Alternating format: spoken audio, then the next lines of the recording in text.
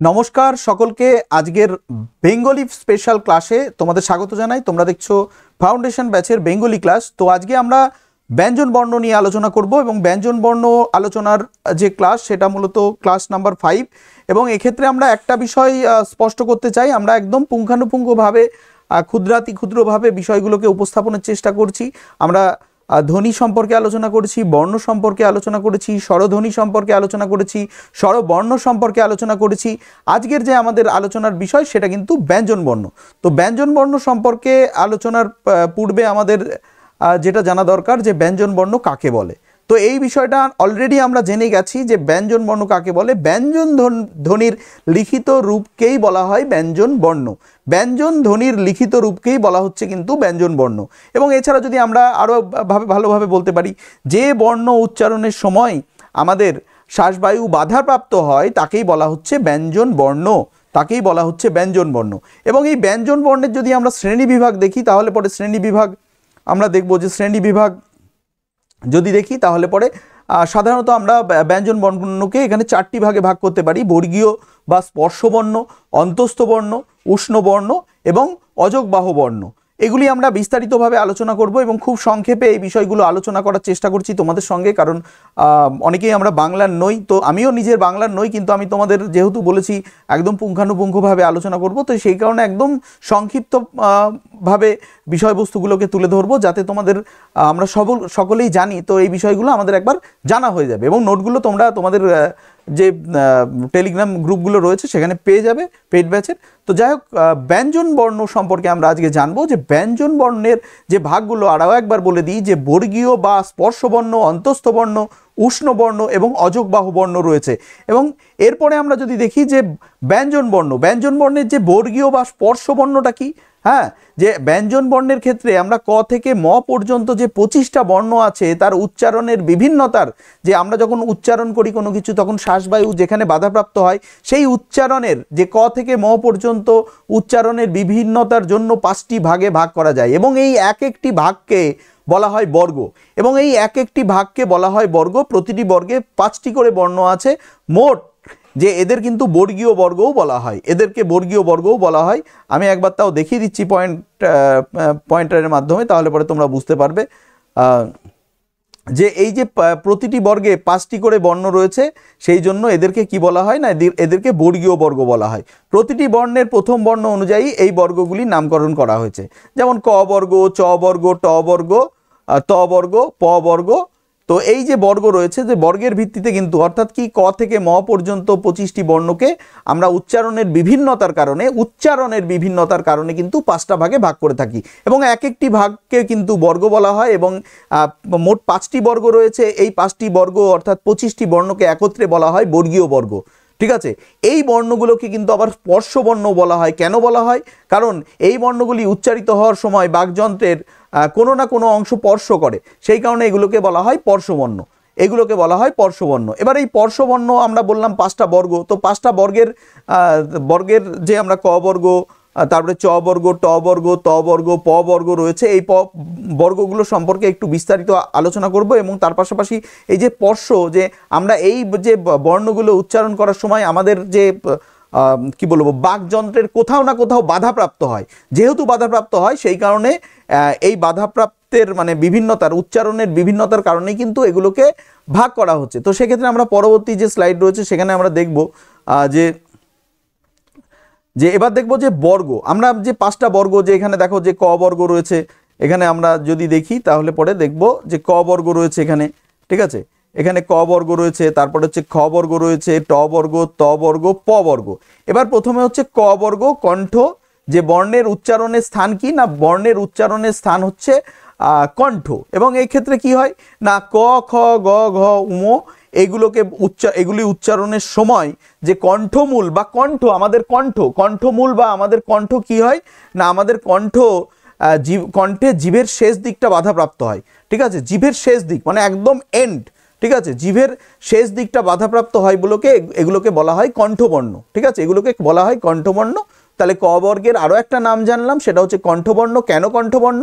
তার কারণ হচ্ছে এই বর্ণগুলো উচ্চারণের সময় কণ্ঠ, ঠিক আছে, কণ্ঠ ও জিভের শেষ শেষের দিকটা, জিভের শেষের দিকটা মানে একদম ভেতরের দিকটা, ঠিক আছে, বাধাপ্রাপ্ত হয় বলে এটাকে বলা হচ্ছে কণ্ঠবর্ণ। এরপরে আছে তালব্য বর্ণ। তালব্য বর্ণ সম্পর্কে আমরা একটু জেনে নেব যে তালব্য কি তালু, ঠিক আছে, যে বর্ণের উচ্চারণের স্থান কি তালু, এটাকে তালব্য বর্ণ বলা হচ্ছে।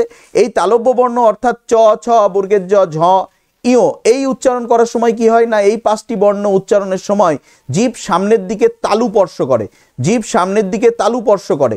আর যেহেতু জিভ সামনের দিকে তালু স্পর্শ করে সেই কারণে এটাকে বলা হচ্ছে তালব্য বর্ণ, এটাকে বলা হচ্ছে তালব্য বর্ণ। এরপরে আমরা যদি ট বর্গ দেখি, ট বর্গের উচ্চারণের ক্ষেত্রে কিন্তু মূর্ধার উচ্চারণের স্থান হচ্ছে মূর্ধা এবং এটাকে বলা হচ্ছে মূর্ধান্য বর্ণ, মূর্ধন্য বর্ণ। এবং এই মূর্ধন্য বর্ণ কি না, এই সময় কি হয় না, জীব তালুর ওপরের দিকে, ঠিক আছে, মূর্ধা স্পর্শ করে, জীব ওপরের দিকে মূর্ধা স্পর্শ করে। যেমন আমরা যদি বলি ট, ঠ, ড, দেখো জীবটা এরকম বেঁকে গিয়ে মূর্ধায় স্পর্শ করছে, মূর্ধায় স্পর্শ করছে জীবটা বেঁকে গিয়ে, তো সেই কারণে এটাকে বলা হচ্ছে মূর্ধান্য বর্ণ। এবং দন্তবর্ণ যদি আমরা দেখি ত, থ, দ, ধ, ন, এটার উচ্চারণের স্থান হচ্ছে দন্ত, এটাকে বলা হচ্ছে দন্তন্য বর্ণ। তো দন্তন্য বর্ণ কি, দন্তন্য বর্ণের উচ্চারণের সময় জীব কোথায় আঘাতপ্রাপ্ত হয়, যেমন আমরা বললাম ত, থ, দ, অর্থাৎ জীবটা কি না দাঁতের শেষ ভাগে, দন্তের শেষে, ঠিক আছে, যে দাঁতের পিছনের অংশে কিন্তু স্পর্শ করে জীব, যেহেতু দাঁতের পিছনের অংশে, দেখো আমরা বলছি ত, থ, দ, ধ, দেখো তুমি উচ্চারণ করে প্র্যাকটিস করে দেখো, তাহলে পরে কিন্তু তুমি বুঝতে পারবে যে দাঁতের পেছনের দিকে কিন্তু জীবটা, যে দন্তের পেছনের অংশে জীবটা কিন্তু আঘাতপ্রাপ্ত হচ্ছে, মানে আঘাতপ্রাপ্ত নয়, জীবটা কিন্তু স্পর্শ করছে, জীবটা স্পর্শ করছে, তো সেই কারণে এটাকে বলা হচ্ছে দন্তবর্ণ। এবং লাস্টে হচ্ছে ওষ্ঠ, ঠিক আছে, ওষ্ঠবর্ণ কি প, ফ, ব, ভ, ম। তাহলে কি আমাদের জিহ্বা, জিহ্বা নয় আমাদের ঠোঁট, দুটো ঠোঁট দেখো একত্রিত হচ্ছে প, ফ, ব, ভ, ম। এই যে ওষ্ঠ, ঠিক আছে, যে উচ্চারণের সময় ওপরের ঠোঁট এবং নিচের ঠোঁট, ঠিক আছে, পরস্পরকে স্পর্শ করে, যে এই ওষ্ঠবর্ণ উচ্চারণের সময় কি হয়, যে ওপরের ঠোঁট এবং নিচের ঠোঁট এই দুটো স্পর্শ করে, সেই কারণে এটাকে বলা হচ্ছে ওষ্ঠবর্ণ, প, ফ, ব, ভ, ম।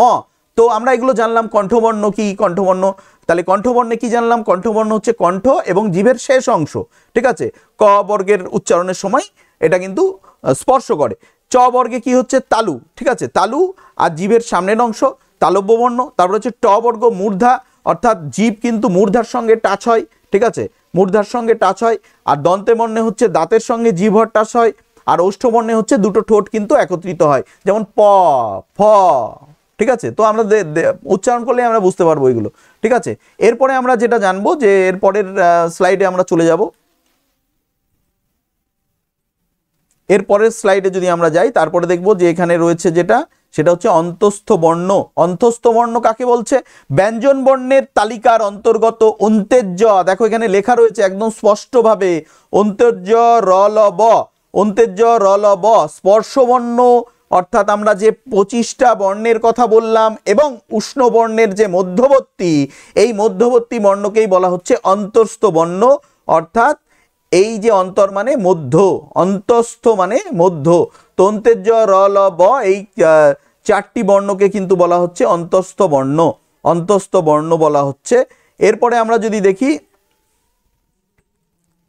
যে তার পরবর্তী স্লাইডে চলে যাব আমরা।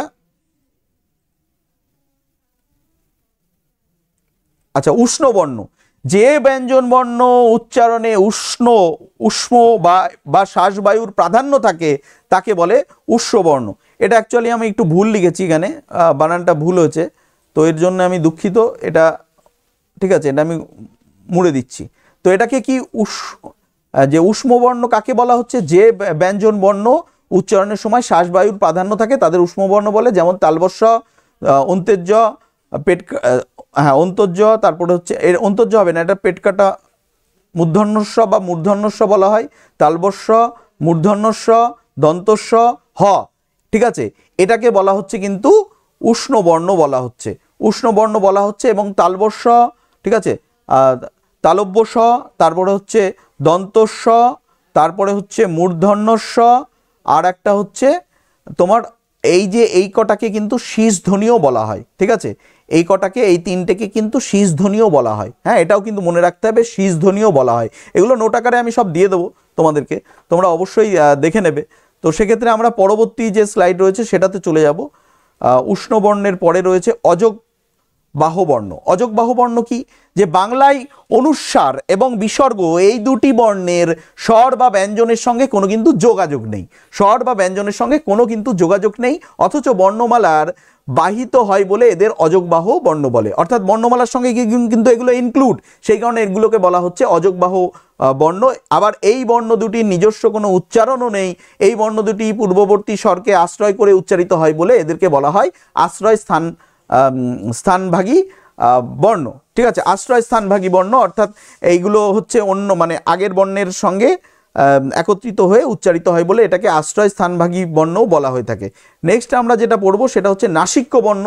যে বর্গীয় বর্ণের পঞ্চম বর্ণ, যে আমরা 5টা বর্গীয় বর্গ পড়লাম, 5টা বর্গীয় বর্গের মধ্যে যে শেষের যে বর্ণটা রয়েছে, যেমন উমো, ইয়, মূর্ধন্য, দন্তন্য, ম উচ্চারণ করলে শ্বাসবায়ু নাসিকার মধ্যে দিয়ে নির্গত হয় বলে এগুলোকে বলা হয় নাসিক্য বর্ণ বা আনুনাসিক্য বর্ণও কিন্তু এগুলো বলা হয়ে থাকে। যে নাসিক্য বর্ণ কি? যে না, এগুলো শ্বাসবায়ু মানে যখন আমরা উচ্চারণ করি এগুলো কিন্তু নাসিকার মধ্যে দিয়ে বের হয় বায়ু, সেই কারণে এটাকে নাসিক্য বর্ণ বা আনুনাসিক্য বর্ণও কিন্তু বলা হয়ে থাকে।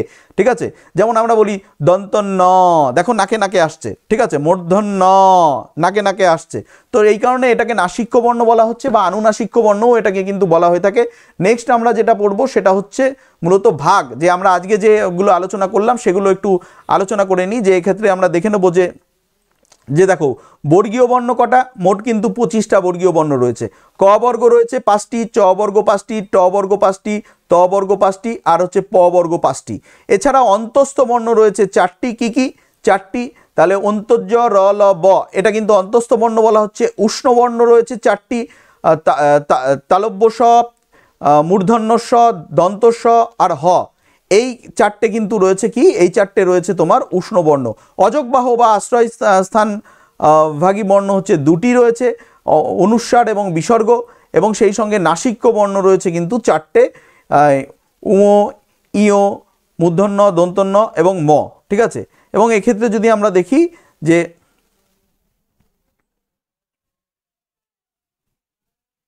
এই হচ্ছে আমাদের ব্যঞ্জন বর্ণের স্ট্রাকচার রয়েছে। ঠিক আছে, ব্যঞ্জন বর্ণের স্ট্রাকচার। তো আমরা ব্যঞ্জন বর্ণ সম্পর্কে কিন্তু জেনে নিলাম, ব্যঞ্জন বর্ণ কাকে বলে এই সংক্রান্ত বিষয়গুলো জানলাম। এবং এর পাশাপাশি আরও একটা বিষয় আমাদের জানার দরকার আছে, সেটা হচ্ছে আমরা এর আরও একটা বিষয় স্কিপ করলাম, সেই বিষয়টা আমি পাওয়ার পয়েন্ট প্রেজেন্টেশনে লিখিনি। তো যাই হোক, নাসিক্য ব্যঞ্জন কাকে বলে বা নাসিক্য ব্যঞ্জন বর্ণ কাকে বলে সেটাও তো আমরা অলরেডি জেনে গেছি।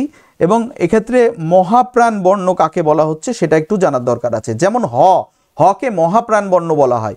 ঠিক আছে, হকে কি বলা হয়? হকে কিন্তু মহাপ্রাণ বর্ণও বলা হয়। মহাপ্রাণ বর্ণ বলা হয়। মহাপ্রাণ বর্ণ বলা হয়। মহাপ্রাণ বর্ণ বলা হয় কাকে? না, হকে। কেন? কারণ হ উচ্চারণ করার সময় যদি আমরা দেখি যে ঠিক আছে, এক্ষেত্রে হকে যদি আমরা বলি যে হ হচ্ছে কি মহাপ্রাণ বর্ণ। কেন না, যে হ উচ্চারণ করার সময় কি হয় না, হ উচ্চারণ করার সময় বাতাস যথেষ্ট পরিমাণে আমরা বার করে থাকি ঠিক আছে, যে বাতাসের নাম যেহেতু প্রাণ, এটাকে তাই বলা হচ্ছে মহাপ্রাণ বর্ণ। এবার হকে বলা হয় মহাপ্রাণ বর্ণ। তো আজকে মোটামুটি আমাদের যে ক্লাসটা আলোচনা করলাম সেখানে কিন্তু ব্যঞ্জন ধ্বনি সম্পর্কে আমরা একদম বিস্তারিতভাবে আলোচনা করার চেষ্টা করলাম। তো সেক্ষেত্রে তোমাদের বলবো যে তোমরা যারা ক্লাসটা দেখলে, তোমাদের আরও যদি কোনো রকম কোয়ারি থাকে অবশ্যই কমেন্ট করবে। তো দেখতে থাকো ফাউন্ডেশন ক্লাসগুলো শিক্ষা কুটিরের, প্রত্যেকে দেখো। তো পড়া যেমন নেওয়া হয় তোমাদের টিচমেন্টে সেরকমই কিন্তু পড়া নেওয়া হবে। ব্যঞ্জন বর্ণ শেষ হয়ে গেল, তাহলে পরে এবার বর্ণের পড়াটা কিন্তু আমরা নিতে পারি। তো আজকে আমরা বর্ণ, বিশেষ করে ব্যঞ্জন বর্ণ সম্পর্কে একদম সংক্ষিপ্ত আলোচনা করলাম। তো তোমরা তোমাদের বক্তব্য, মূল্যবান বক্তব্য অবশ্যই কমেন্ট আকারে জানাবে, যাতে ক্লাসের আরও উন্নতি করা যায়। ভালো থেকো, দেখা হচ্ছে অন্য কোনো আপডেটে।